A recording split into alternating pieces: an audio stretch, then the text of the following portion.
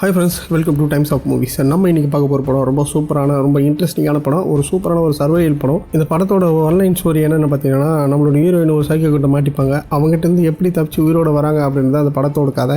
நார்மலாக இந்த மாதிரி கதையெல்லாம் பார்த்தா சைக்கோ கிட்டேருந்து தப்பிச்சு எல்லாம் ஓடுற மாதிரி தான் நிறைய கதைங்க இருக்கும். ஆனால் இந்த கதையில் வந்து பார்த்தீங்கன்னா, நம்மளோட ஹீரோயினால் மூவே பண்ண முடியாது. அந்த சைக்கோ பிடிச்ச உடனே வந்து ஒரு பேரலைஸ் ஊசி போட்டுருவான். அதுலேருந்து அவங்க எப்படி தப்பிச்சு வந்தாங்க அப்படின்னு தான் அந்த படத்தோட சுவாரஸ்யமான கதை. வாங்க கதைக்குள்ளே போகலாம். இந்த கதைக்குள்ளே போகிறதுக்கு முன்னாடி நம்ம சேனலுக்கு யாரெல்லாம் புதுசாக வந்து மறக்காமல் நம்மளுடைய சேனலை சப்ஸ்கிரைப் பண்ணி வச்சிங்க. அப்போ தான் நான் இந்த மாதிரி ரொம்ப இன்ட்ரெஸ்டிங்கான, ரொம்ப த்ரில்லிங்கான நிறைய மூவிஸ் எல்லாம் எடுத்துகிட்டு வந்து உங்களுக்காக பேச முடியும். ஸ்டார்டிங் அப்போ பார்த்தா நம்மளோட ஹீரோயினை தாங்க காட்டுவாங்க. இவங்க பேர் வந்து ஐரிஸ். பார்க்கும்போதே தெரியுது இவங்க ரொம்ப கஷ்டத்தில் இருக்கிற மாதிரி. அவங்க ஹஸ்பண்டோட தூங்கிட்டு இருப்பாங்க. காலையிலேயே வந்து அவங்க ஹஸ்பண்டுக்கிட்ட கூட சொல்லாமல் நேராக கிளம்பி கையில் ஒரு கத்தி எடுத்துக்கின்னு கிச்சன்லேருந்து அப்படி கார் எடுத்துன்னு ரொம்ப வேகமாக எங்கேயோ போவாங்க. எங்கே போவாங்கன்னு தெரியாது. கொஞ்ச நேரம் கழிச்சு பார்த்தா ஒரு மலையோட உச்சியில் போய் நின்றுப்பாங்க. அந்த மலையோட உச்சியில் நின்று அங்கே ஒரு சின்ன பையனோட ஃபோட்டோ இருக்கும். அந்த பையன் யாருன்னு பார்த்தா இவங்களோட பையன் தான். இவங்க இந்த இடத்துக்கு வரத்துக்கு முன்னாடி, அதாவது அந்த சின்ன பையன் வந்து ஃபோட்டோ இருக்கும்ல, அவன் இறந்துட்டுப்பான். அவங்க எப்படி இறந்துருப்பானா, இவங்க வந்து வெக்கேஷனுக்காக அந்த மலை இருக்கல அந்த இடத்துக்கு போயிருப்பாங்க. அந்த இடத்துல அந்த பையன் வந்து தவறு கீழே வந்து இறந்துருப்பான். அந்த டிப்ரெஷன்லேயே இவங்களால் உயிரோடு இருக்கணும் அப்படின்னு தோணாது. அதனால் நம்மளும் வந்து இறந்துடலாம் அப்படின்னு சொல்லிட்டு தான் அவங்க அந்த மலையை தூக்கி போயிட்டு இருப்பாங்க. அங்கே போயிட்டு அந்த பையனோட ஃபோட்டோ எடுத்து பார்த்துட்டு, சரி நம்மளும் இங்கேருந்து கீழே குதிச்சிடலாம் அப்படின்ட்டு அந்த மலைக்கு மேலேயே நின்றுட்டு இருப்பாங்க. ஒரு தைரியத்தை ஒரு வச்சுக்கோங்க. அங்கேருந்து கீழே மலையை காட்டுவாங்க பாருங்க, வேறு லெவலில் இருக்கும். அங்கேருந்து கீழே வந்து ஒரு எலும்பு கூட மிஞ்சாது போல் அந்த அளவுக்கு ஹைட்ல நின்று மேலே நின்றுப்பாங்க. குதிக்கலாம்னு ரெடியாக இருக்கும்போது திடீர்னு ஒருத்தர் வருவான். வந்து இங்கே பார்த்தீங்களா சூப்பர் அழகாக இருக்குது இந்த இடம் அப்படின்னு சொல்லிட்டு வந்து பக்கத்தில் உட்காருவான். யாரா அவன் நம்ம குதிக்கலான்றப்ப வந்து பேசிக்கிறான்ட்டு அந்த பொண்ணு திரும்பி பார்க்கும். அப்போ திரும்பி பார்த்தோன்னே சொல்லுவான், இல்லை நான் உங்களை டிஸ்டர்ப் பண்ணாலும் வரல, நீங்கள் வேணா குதிங்க, நான் சும்மா இந்த அழகை ரசிக்கலான்னு வந்தேன் அப்படின்னு உட்காந்து பேசுவோம். இந்த பொண்ணு வந்து சொன்னோம், உடனே உங்களால் என்ன பேசி எல்லாம் நிறுத்த முடியாது, நான் கண்டிப்பாக குதிக்க தான் போகிறேன் அப்படின்ற மாதிரி சொல்லும். நான் உங்களே எதுவும் தடுக்கலை, நீங்கள் என்ன வேலை பண்ணுறீங்களோ பண்ணுங்கள், நான் சும்மா வந்து இந்த இயற்கை ரசிக்கலான்னு தான் வந்தேன், பாருங்களேன் இந்த உலகம் எப்படி இருக்குல்ல அப்படின்னு சொல்லிட்டு அவனோட கதையை சொல்கிறதுக்கு ஆரம்பிச்சிருவான். என்னன்னா இவன் வந்து ஒரு காலேஜில் இருக்கும்போது கார் எடுத்து ரொம்ப ஸ்பீடாக போகும்போது அவனை கூட ஒரு பொண்ணு இருக்கும், அவனோட கேர்ள் ஃப்ரெண்டு. இவன் அந்த கார் எடுத்துன்னு வேகமாக ஃபாஸ்ட்டாக போகும்போது ஒரு ஆக்சிடென்ட் ஆகிட்டு 2 பேரும் வந்து ஹாஸ்பிட்டல் இருப்பாங்களாம். அப்படி அந்த ஹாஸ்பிட்டலில் 2 பேருமே இருக்கும்போது அந்த பொண்ணு அந்த ஹாஸ்பிட்டலில் இறந்துட்டு இருக்கும். இவன் வந்து கிட்டத்தட்ட ஒரு 2 வாரம் அந்த ஹாஸ்பிட்டலில் இருக்கும்போது அந்த கேப்பில் அந்த பொண்ணு வந்து இறந்துட்டு இருக்கும். அதுக்கப்புறம் இவனும் வந்து சூசைட் பண்ணிக்கலாம் அப்படின்னு நினைக்கும் போதெல்லாம் இவனுக்கு நிறைய பேர் பார்க்குறவங்களாம் வந்து சாரி தான் சொல்லிட்டு போவாங்களாம். ஏன்னா அந்த பொண்ணு இறங்களுக்காக. அதனால இவனா நினச்சிப்பானா, சரி யார் பார்த்தாலும் வந்து இதே சொல்கிறாங்க அப்படின்ற மாதிரி நினச்சிக்கினே இந்த பொண்ணுக்கிட்ட அவனோட கதையை வந்து சொல்லுவான். இப்படி அந்த பொண்ணுக்கிட்ட அந்த கதையை சொல்லும்போது, அதாவது நம்மளோட ஹீரோயின்கிட்ட அந்த கதையை சொல்லும்போது அதுக்கும் அவன் மேலே கொஞ்சம் பாவம் வந்துட்டு, இவனும் வந்து அவனுடைய கேர்ள் ஃப்ரெண்டை வந்து இறந்துட்டுக்கிறானே, அதனால் நம்மளோட கதையாக சொல்லலான்ட்டு இதுவும் வந்து சொல்லும். இது மாதிரி நானும் என் ஹஸ்பண்டு குழந்தைங்கள்லாம் வந்து இந்த இடத்துக்கு தான் வந்து வெக்கேஷன் வந்தோம். அப்போ நாங்கள் இங்கே வெக்கேஷனில் வந்து இருக்கும்போது குழந்தை வந்து தவறி இந்த மலையிலேருந்து தான் கீழே விண்டா அப்படின்னு சொல்லிட்டு அவங்ககிட்ட சொல்லும். அவன் பேர் என்னன்னா ரிச்சர்ட் அப்படின்ட்டு அவனோட பேரை வந்து சொல்லுவான் அவன். அதுக்கப்புறம் இந்த பொண்ணு வந்து பேசிக்கிட்டே இருக்கும். அப்போ சொல்லுவான், சரி ஓகே நீங்கள் இது குதிக்க தானே போகிறேன், குதிக்க தந்தா குதி, நான் கிளம்புறேன், அப்படி உன்னால் குதிக்க முடியலன்னா நீ வர தந்தா என்ன கூட வா அப்படின்னு சொல்லிட்டு இவன் போயிடுவான். இந்த பொண்ணு நான் வரமாட்டேன் அப்படின்னு சொல்லிட்டு இங்கே நின்றுக்குவான். அதுக்கப்புறம் இவன் அமைதியாக அங்கேருந்து கிளம்பி போயிடுவான். கொஞ்ச நேரம் கழிச்சு பார்த்தா அந்த பொண்ணு அவங்க பின்னாடியே போயிருக்கும். அவன் ஃபாலோ பண்ணி என்னன்னா இவங்க குதிக்கலான்னு இருந்தாங்களே அதை வந்து மாற்றிக்கினான் போல. சரி வாழலாம் அப்படின்னு நினச்சிக்க, ஏன்னா நம்மளோட கஷ்டத்தில் இருக்கிறானே உயிரோட தானே இருக்கிறான் அப்படின்னு நினச்சிக்க இவங்களும் வந்து சரி போகலான்ட்டு 2 பேரும் போவாங்க. போகும்போது பார்த்தா 2 பேரும் பேசிக்கினே நல்லா போவாங்க. கீழே இறங்கி போய் பார்த்தா 2 பேரும் கார் இருக்கும். இந்த பொண்ணு அந்த காரில் தானே வந்திருக்கும். சரி காரில் ஏறி போகலாம் அப்படின்ட்டு கார்கிட்ட போவான். அப்போ அவன் சொல்லுவான், உன்னை வாட்டி வந்து குதிச்சிட மாட்டீங்களே, குதிச்செல்லாம் கீழே குதிச்சிடாதீங்க அப்படின்ட்டு சொல்லிட்டு போவான். இல்லை நான் குதிக்க மாட்டேன் அப்படின்னு சொல்லிட்டு அந்த பொண்ணு வந்து போவோம், சூசைட் பண்ணிக்க மாட்டேன் அப்படின்னு சொல்லிட்டு. சரி காரில் ஏறலான்ட்டு போயிட்டு காரில் ஏறலாம் பார்த்தா அவனோட காரை வந்து ரொம்ப பக்கத்தில் நிற்க வச்சிருப்பான்.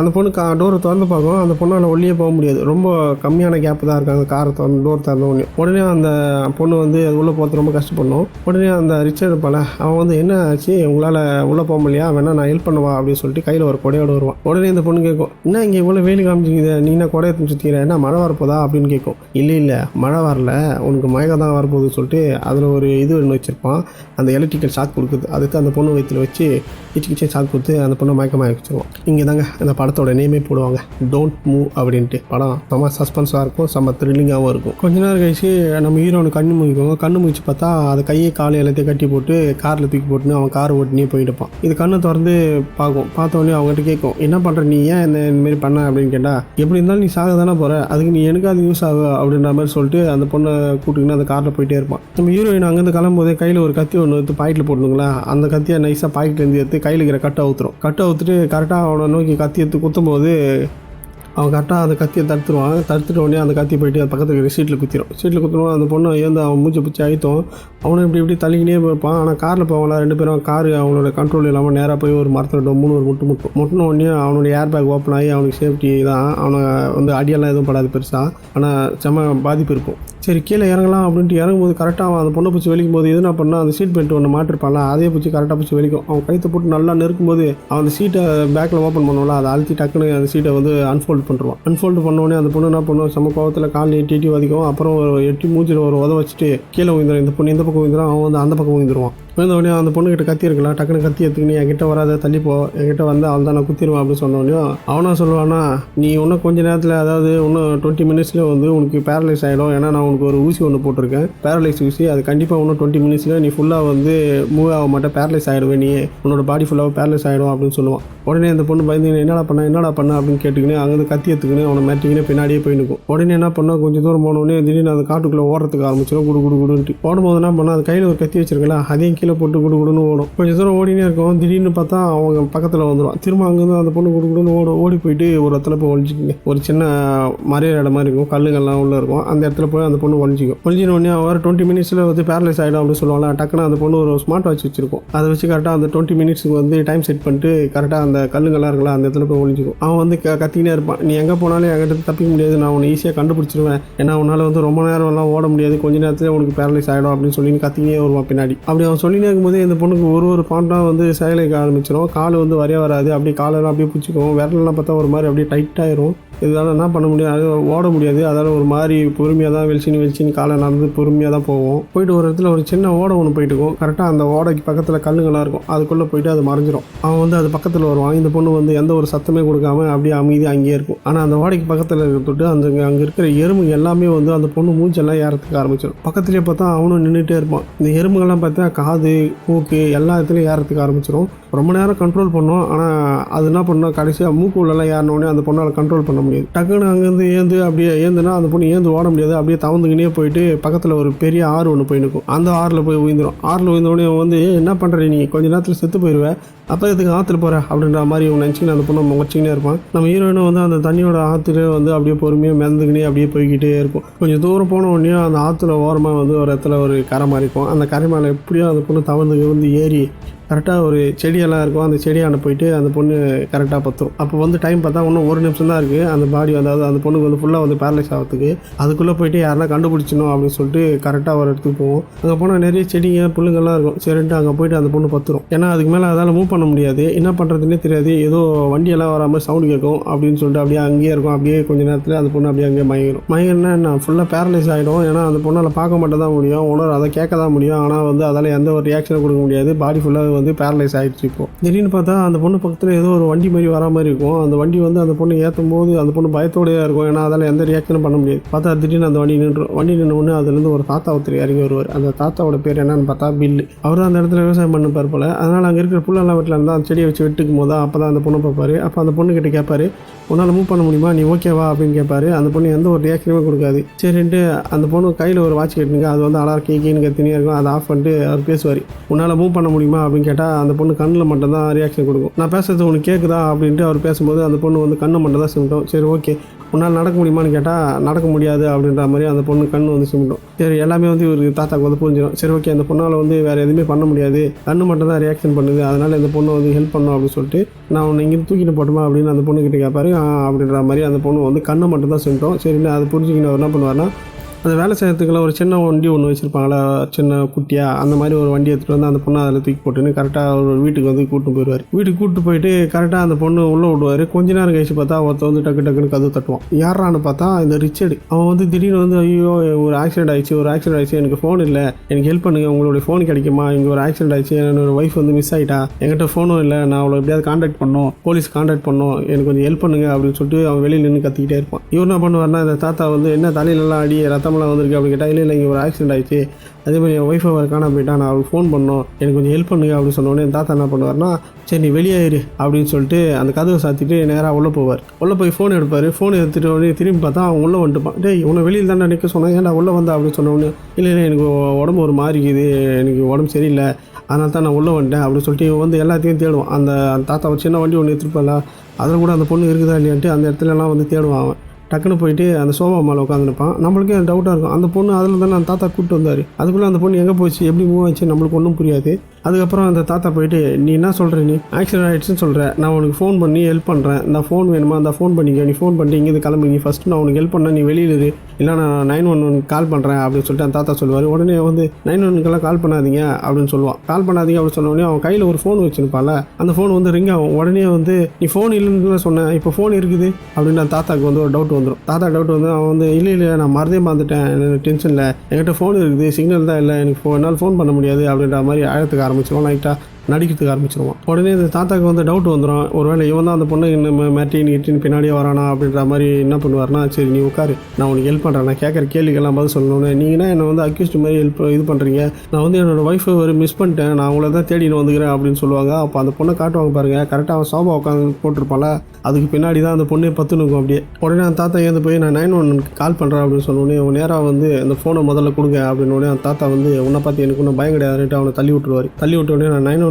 கால் பண்ணுறேன் அப்படின்னு சொன்னோடனே என்ன பண்ணுவான்னா, தாத்தா கூட சண்டை போடுறதுக்கு ஆரம்பிச்சிடுவான். தாத்தா ஒன்றும் சாதாரண ஆள் கிடையாது, அவனை சும்மா பெட்டி போட்டு செம்மடி அடிப்பார். அச்சு அவனை தூக்கி ஒரு வாரமாகவே போட்டுருவார் தாத்தா. அப்படி அவன் கீழே விழுந்திருப்பான்ல, கீழே விழுந்த உடனே அந்த பக்கத்தில் ஒரு கத்தி ஒன்று இருக்கும் போல், அந்த கத்தி எடுத்து கையில் வச்சுப்பான். தாத்தா கிட்ட வந்தோடனே கரெக்டாக அவர் காலில் குத்திட்டு டக்குன்னு அந்த கத்தி எடுத்து அப்படியே அவரோட நெஞ்சிலையும் குத்திடுவான். குத்திட்டு அந்த தாத்தா வந்து கீழே வந்து செத்துருவார். சாவத்துக்கு முன்னாடி அந்த பொண்ணு எங்கே இருக்குது அந்த தாத்தா அப்படியே பார்ப்பாரு. அந்த பொண்ணு அப்படியே பார்க்கறதுக்கு இந்த சீன் வேறு லெவலில் இருக்கும்.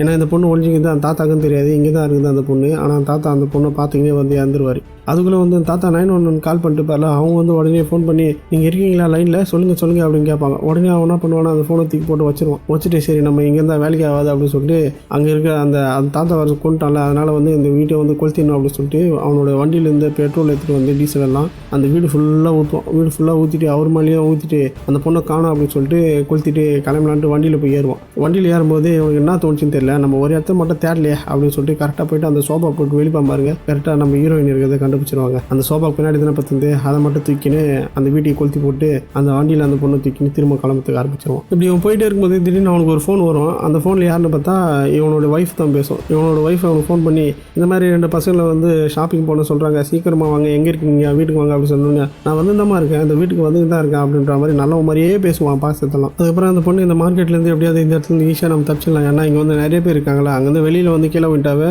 தூங்குறப்போ வந்து யாரும் கண்டுபிடிச்சி என்ன ஏதுன்னு கேட்பாங்க அப்படின்ட்டு சொல்லிட்டு தப்பிக்கலாம் ட்ரை பண்ணுவோம். ஆனால் அந்த பொண்ணால் மூவே பண்ண முடியாது, ஏன்னா பேர்லெஸ் ஆகிட்டு இருக்கும். அது அந்த கிளிப்பை மட்டும் மூவ் பண்ணிட்டு வெளில போயிடலாம் அப்படின்னு நினைக்கும். ஆனால் அதுவும் நடக்காது, ரொம்ப கஷ்டமாக இருக்கும். திரும்ப அதுக்குள்ளே அவன் வந்துடுவான் அந்த இடத்துக்கு, அந்த வண்டி எடுத்துக்கு திரும்ப அந்த பொண்ணு கூப்பிட்டு ஏற்கனவே ஒரு இடத்துல அந்த வண்டி ஆக்சிடென்ட் ஆகிட்டுக்குள்ள அந்த இடத்துக்கு போவாங்க. ஏன்னா அங்கே போயிட்டு அந்த வண்டியை வந்து திரும்ப டோ பண்ணி அந்த வண்டியை எடுத்துகிட்டு போனோம். அதே போல் இவங்ககிட்ட இருக்கிற ட்ரெஸ் எல்லாமே அந்த காரில் தான் இருக்கும். அதனால் அங்கே போயிட்டு அந்த ட்ரெஸ் சேஞ்ச் பண்ணிப்பான் அந்த கார்லேருந்து எடுத்து முதல்ல போட்டுன்னு அந்த வண்டியை போயிட்டு டோ பண்ணுறதுக்கு அந்த ரோப்பெல்லாம் போட்டு கட்டிட்டே இருப்பான். நான் அப்போ நம்மளுடைய ஹீரோயின் வந்து அதோட கையெல்லாம் வந்து ஆக்ஷன் வந்து திரும்ப வருதா இல்லையா அப்படின்றத பார்த்துட்டே இருக்கும். இப்படி கொஞ்சம் கொஞ்சமாக வந்து கையை மடக்கி பார்க்கும். ஆனால் அதால் லைட்டாக தான் மடக்க முடியும். இப்படி பார்த்துட்டே இருக்கும்போது பின்னாடி ஒரு போலீஸ்கார வண்டி ஒன்று வரும். அதை பார்த்த உடனே அந்த பொண்ணுக்கு கொஞ்சம் நம்பிக்கை வந்துடும், இங்கே எப்படியாவது நம்ம ரியாக்ஷன் பண்ணிட்டோம்னா கண்டிப்பாக இங்கேருந்து தப்பிச்சு போயிடலாம், இந்த போலீஸ்கார ஈஸியாக வந்து தப்பிச்சிடலாம் அப்படின்னு சொல்லிட்டு இந்த பொண்ணு வந்து யோசிச்சுக்கின்னு பார்த்துக்கினே இருக்கும். அவன் வந்து நேராக வந்து சார் உங்களுக்கு என்ன ஆச்சு, ஆக்சிடென்ட் ஆகிடுச்சு, உங்களுக்கு எதாவது ஹெல்ப் வேணுமா, என்ன ஆயிடுச்சு சொல்லுங்கள், இவங்க யார், இவங்க எதுவுமே பேசாமக்கிறாங்க அப்படின்ற மாதிரி நிறைய கேள்வி வந்து கேட்டுனே இருப்பான் அந்த போலீஸ்காரன். அப்படி போய் பேசினே இருக்கும்போது அந்த போலீஸ்காருக்கு உன் மேலே டவுட் வந்துடும், என்ன பண்ணுறீங்க, என்ன நடந்தது, உண்மையாக மட்டும் சொல்லுங்கள், உங்களோட ஐடி கார்டு கொடுங்க அப்படின்னு கேட்பான். என்னோட ஐடி கார்டு தேடி பார்த்துட்டு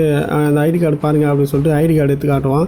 ஐடி கார்டை பார்த்துட்டு என்ன ஆச்சு உங்களுக்கு, இங்கே எக்ஸாக்டாக என்ன நடந்தது, இந்த விஷயத்தை பற்றி சொல்லணும், அவங்க ஏன் அப்படியே அமைதியாக இருக்கிறாங்க, அவங்களுக்கு என்ன ஆச்சு அப்படின்ற மாதிரி அந்த போலீஸ்காரர் துருவி கேட்டுக்கினே இருப்பான். அப்படி இந்த போலீஸ்காரர் வந்து ரொம்ப சீரியஸாக பேசிக்கும்போது இவன் வந்து பார்த்தா ரொம்ப காமெடியாக வந்து பார்த்து சொல்லுவான். அதே போல் வந்து அவனோட ஒய்ஃப் அப்படின்னு சொல்லிட்டு இந்த பொண்ணை சொல்லியிருந்தால அந்த பொண்ணு வந்து எந்த ஒரு ரியாக்ஷனும் பண்ணாது, எந்த ஒரு சவுண்டுமே கொடுக்காது, அதெல்லாம் மூவ் பண்ண முடியாது அப்படின்னு சொல்லியிருப்பான். ஆனால் இது என்ன பண்ணால் எப்படியோ ட்ரை பண்ணி அந்த டோரை வந்து டக்குன்னு வெளிக்கும். டோரை வெளிச்ச உடனேயும் அந்த பொண்ணோட சவுண்டு கேட்டோடனே போலீஸ்காரன் கரெக்டாக அந்த பொண்ணாண்ட வந்துடும். அதாவது நம்மளோட ஹீரோயினாண்டு வந்துடுவான். ஹீரோயினாண்டு வந்து உங்களுக்கு என்ன ஆச்சு, உண்மையாக சொல்லுங்கள், உங்களால் எதாவது பேச முடியுமா அப்படின்னு கேட்பான். அப்படி கேட்டு இருக்கும்போது அந்த வில்லா இருப்பான்ல அந்த சைக்கோ கரெக்டாக இவன் கிட்ட அந்த போலீஸ்காரர்கிட்ட வரத்துக்கு ஆரம்பிச்சிருவான். நீ கிட்ட வராத, கொஞ்சம் தள்ளி நில்லு அப்படின்னு சொல்லிட்டு போலீஸ்காரர் சொல்லிட்டு இவனால் உங்களுக்கு எதாவது ஆபத்து இருக்காமா அப்படின்னு சொல்லிட்டு அந்த பொண்ணுக்கிட்ட விசாரிக்க ஆரம்பிப்பான். அப்படி நம்ம ஹீரோயினை வந்து அந்த போலீஸ்காரர் விசாரிச்சுட்டு இருக்கும்போது அந்த பொண்ணு கரெக்டாக வந்து அந்த மருந்து பார்க்கும். அந்த மருந்து போட்டு தானே அந்த பொண்ணுக்கு வந்து பேரலைஸ் ஆகிடுச்சு. கரெக்டாக அந்த மருந்தை பார்த்தோன்னே அந்த போலீஸ்காரர் புரிஞ்சுப்பார், என்ன அது இன்ஜெக்ஷன் இருக்கே அப்படின்னு சொல்லிட்டு அதை போய் கரெக்டாக எடுப்பார். எடுத்த உடனே அந்த சைக்கோ என்ன பண்ணுவான்னா அவன் கையில் அந்த ரோப் ஒன்று வச்சிருப்பான்ல, அதாவது வண்டி டோ பண்ணுறதுக்கு அந்த ரோப் எடுத்து அந்த போலீஸ்காரன் மண்டிலேயே ரெடி ஆகிப்பாங்க. அவன் அடிச்ச உடனே அவர் துப்பாக்கி அடிக்க ட்ரை பண்ணுவார். ஆனால் அதுக்குள்ளே முடியாது. அதுக்குள்ளே அவன் என்ன பண்ணுவானா அந்த போலீஸ்காரன் அந்த ரோப்லேயே வந்து அடித்து வந்து அவரை சாவச்சிருவான். சாவச்சிட்டு அந்த போலீஸ்காரன் அவரோட காரில் போட்டு பெட்ரோல்லாம் ஊற்றி அவர் வண்டியை வந்து கொளுத்தி விட்டு அந்த பொண்ணை கூட்டின்னு திரும்ப அங்கேருந்து கார் எடுத்துக்கின்னு அங்கேருந்து கிளம்பத்துக்கு ஆரம்பிச்சிருவான். அப்படி கிளம்பிட்டே இருக்கும்போது அந்த காரில் ஒரு இன்ஜெக்ஷன் ஒன்று இருக்கும்ல, கரெக்டாக அது எடுக்கலான்னு அந்த போலீஸ்கார் ட்ரை பண்ணுவார்ல, ஆனால் அந்த இன்ஜெக்ஷன் அந்த இடத்துல இருக்காது. இப்படி போயிட்டே இருக்கும்போது அந்த பொண்ணு வந்து அவங்ககிட்ட பேசும், இந்த மாதிரி உனக்கு தான் நாளைக்கு ஏதோ பெருசாக ஒரு நாள் ஒன்று இருக்குதுன்னு சொன்னியா, அங்கே நீ போகணுன்னு சொன்னியா, அதெல்லாம் விட்டியா இந்த மாதிரிலாம் பண்ணிக்கிறா அப்படின்ற மாதிரி கேட்கும். அவன் வந்து எந்த ஒரு பதிலும் சொல்லாமல் அப்படியே வெறப்பாக வந்து ஆமாம் நான் கண்டிப்பாக அங்கே போவேன், போய் தான் ஆகணும் அப்படின்னு சொல்லுவான். அவன் நம்ம ஹீரோயின் எவ்வளோ கெஞ்சம், என்னை தயவு செஞ்சு விட்டுரு, நான் போயிடுறேன், எதுக்கு இந்த மாதிரி பண்ணுறேன், என்னை விட்டுரு, உயிரோட விட்டுரு, எனக்கு எப்படியாவது நான் இங்கேருந்து தப்பிச்சு போயிடுறேன், எனக்கு விட்டுரு அப்படின்னு சொல்லுவான். ஆனால் அவன் அதை கேட்க மாட்டான். கூப்பிட்டு திரும்ப அந்த பொண்ணை கூப்பிட்டு வேறு எங்கேயோ மலையோட உச்சிக்கு எந்த இடத்துக்கோ கூப்பிட்டு போய் நிற்பான். பொண்ணு போயிட்டு ஒரு இடத்துல காரை நிறுத்துவான். காரை நிறுத்தினோடனே அந்த பொண்ணு எவ்வளோ கன்வின்ஸ் பண்ணி பார்க்கும். ஆனால் அவன் கன்வின்ஸே ஆக மாட்டான். டக்குன்னு அந்த பொண்ணு அந்த கையில் அந்த மருந்து ஊசி ஒன்று இருக்குல்ல, அதை தான் அவன் தொடையிலே குத்திட்டு அந்த இதை அழுத்தினான்னு பார்த்தா அந்த பொண்ணுக்கு வந்தால் பேரலைஸ் ஆகிட்டு இப்போ தான் வந்து கொஞ்சம் கொஞ்சமாக வந்து அந்த மசில்ஸ் எல்லாம் வந்து ரெக்கவரி ஆகிட்டு இருக்கும். ஆனால் அந்த பொண்ணால் அந்த ஃபிங்கர்ஸ் எல்லாம் வந்து அந்த அளவுக்கு யூஸ் பண்ண முடியாது. அதனால் அந்த மருந்தை வந்து அவனுக்குள்ளே வந்து இன்ஜெக்ஷன் பண்ண முடியாது. அதனால் அது குத்து மட்டும் தான் குத்தல, அதனால் அதை அழுத்தவே முடியாது. அதை அப்படியே குத்தின்னு அப்படியே தான் நின்றுட்டு இருக்கும். அவன் உடனே பார்த்துட்டு ரொம்ப டென்ஷன் ஆயிடுவான். டக்குன்னு அதை கையிலேருந்து எடுத்து பிடிங்கி தூக்கி போட்டு அந்த பொண்ணை கார்லேருந்து பரபரன்னு வெளிச்சின்னு ஒரு இடத்துல போட்டு அந்த இடத்துல பக்கத்தில் ஒரு சின்ன போட்டு ஒன்று இருக்கும் ஆற்று பக்கத்தில்.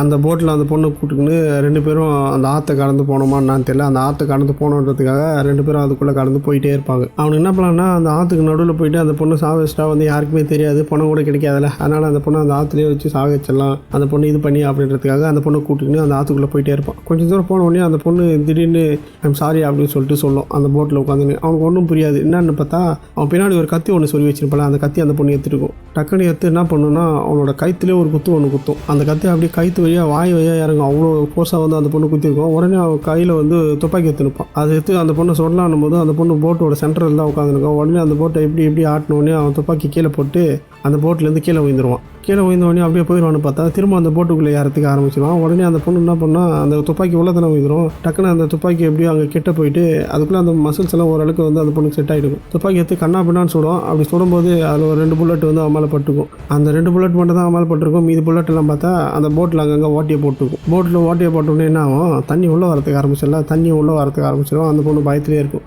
இப்போ அந்த பொண்ணுக்கு வந்து மசில்ஸ் எல்லாம் வந்து ஃபுல்லாக வந்து ஒன்றும் க்யூர் ஆகலை. அப்படியே அந்த பொண்ணு பத்துட்டு இருக்கும். இதால் எந்த ஒரு ரியாக்ஷனும் பண்ண முடியாது. தண்ணி கொஞ்சம் கொஞ்சமாக ஃபில் ஆகிக்கிட்டே இருக்கும். அதே போல் இவனுக்கு அடிபட்டு அந்த பொண்ணு சுட்டுக்குள்ள அவன் செத்துருப்பான்னு பார்த்தா அவன் ஸ்விம் பண்ணி எங்கே போயிட்டு இருப்பாங்க. அப்படியே இங்கே பார்த்தா தண்ணி கொஞ்சம் கொஞ்சமாக வந்து அந்த போட்டுக்குள்ளே அதிகமாகினே இருக்கும். அந்த பொண்ணால் ஒன்றும் பண்ண முடியாது. தப்பிச்சு வெளில போனாலும் கையை வந்து கட்டி போட்டு வச்சிருக்கல, அதால் எதுவும் பண்ண முடியாது. மூச்சை இழுத்து குச்சிக்கின்னு அப்படியே பார்த்துக்கினே இருக்கும்.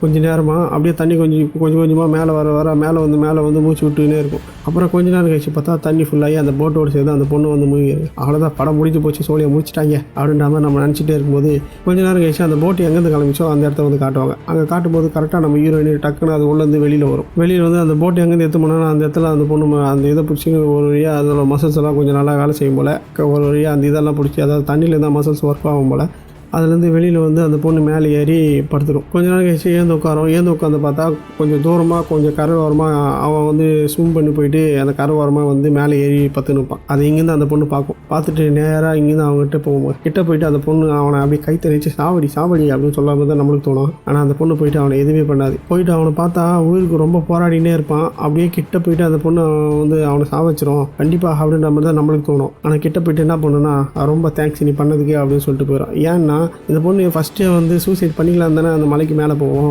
அப்போ அவன் அப்படியே விட்டுருந்தா கூட இது கண்டிப்பாக சூசைட் தான் பண்ணின்னு இருக்கும். ஆனால் இந்த மாதிரி கொடூரமான ஆளுங்கள்லாம் வந்து இந்த பூமியில் வாயிறாங்க அப்படின்றப்போ இந்த பொண்ணு வந்து என்ன பண்ணிச்சு, தப்பு எதுவும் பண்ணலையே, வெறும் குற்றம் உணர்ச்சி தான் அவங்களோட குழந்தை இறந்துச்சு. அதுக்காக வந்து இதே வந்து சூசைட் பண்ணிக்கணுமா, இந்த மாதிரி ஆளுங்கள்லாம் பூமியில் இருக்கும்போது நம்ம ஏன் சாகணும் அப்படின்ற மாதிரி நினச்சிச்சோன்னான்னு தெரியல. அவனை அங்கேயே விட்டுட்டு இது மட்டும் கிளம்பி அங்கேருந்து போயிடும். இப்படி தாங்க படத்தை முடிச்சாங்க. படம் எப்படி சூப்பராக இருந்தால், படம் பார்க்க தரமாக இருந்தால், செம்மையாக இருந்தாலும் படம் கொஞ்சம் த்ரில்லிங்காக இருந்து படம் நீங்கள் ஃபுல்லாக பார்க்கணுன்னா நெட்ஃப்ளிக்ஸில் இருக்குது, நீங்கள் போய்ட்டு ஃபுல்லாக பாருங்கள், சூப்பராக இருக்கும் படம். ஓகே ஃப்ரெண்ட்ஸ், இந்த மாதிரி த்ரில்லிங்கான படம்னா உங்கள் ஃப்ரெண்டுக்கு பிடிக்கினா மறக்காமல் இந்த படத்தை வந்து அவங்களுக்கு ஷேர் பண்ணிவிடுங்க. அடுத்து ஒரு சூப்பரான படத்தோடு வந்து உங்களை பார்க்குறேன். பாய்.